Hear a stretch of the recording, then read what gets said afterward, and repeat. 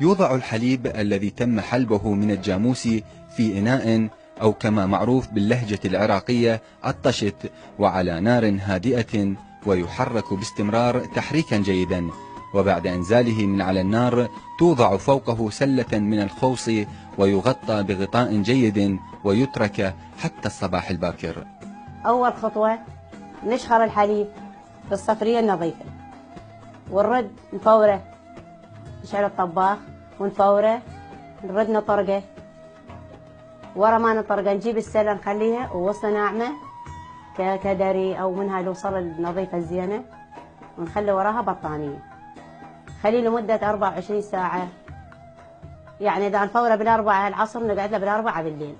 عند الصباح يكشف الغطاء الذي وضع على إناء طشت الحليب، وعند رفعه نجد أن الطبقة الدهنية القيمر قد ارتفعت وبقي الحليب الخالي من الدسم.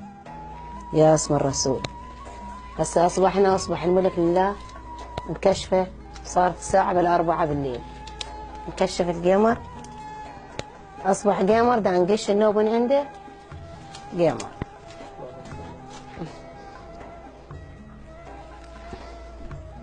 هسه هذا الثلج والماء متقيد.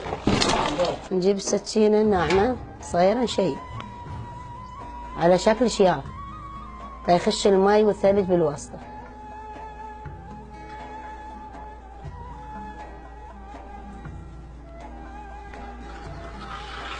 ورا ما شاف نفتر على الحافة مالت الصفرية بهاي الطريقة.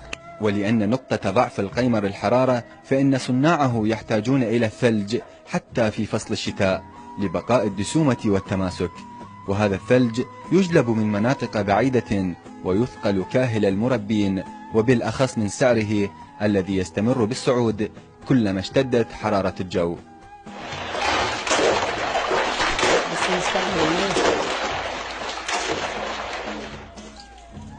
يبلس القمر يبرد ويصعد لي برا يظهر بينه وبين الحليب.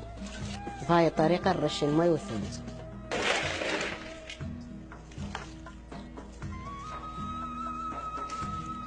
على 5 دقائق تقريبا نقوم نرفع القمر للصينية. هاي الصينية بهذا الشكل، تكون صينية فافون أحسن له، تاخذ رطوبة وبرودة للقمر من جوا من الثلج. هاي الصبح من راح يبيعون القمر يسوقون ثلج من المحاويل، يجيبون قالب ب7 ب5 نصير نشتري ب15 بهالشكل هذا. نبيته للصبح نستعمله نشتغل هاي الشغلة دي.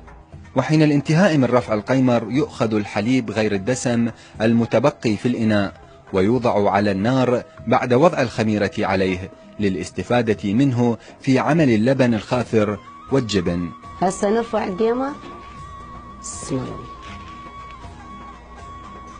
هسه نرفع الشيافة بهاي الطريقة، خليها بالنار.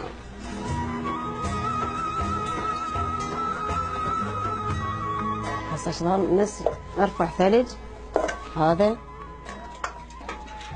نرده للثلج زيت الثلج.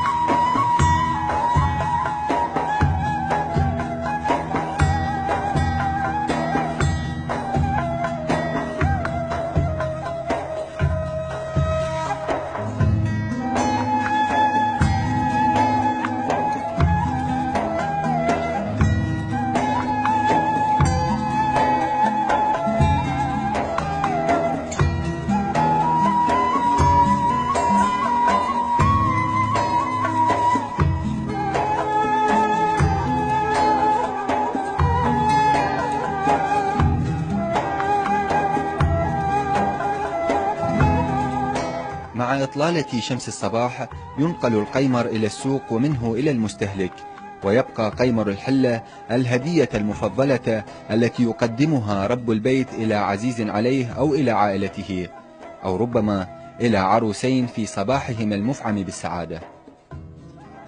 أطيب قمر قمر الحلة، قمر العراقي أضبط قمر.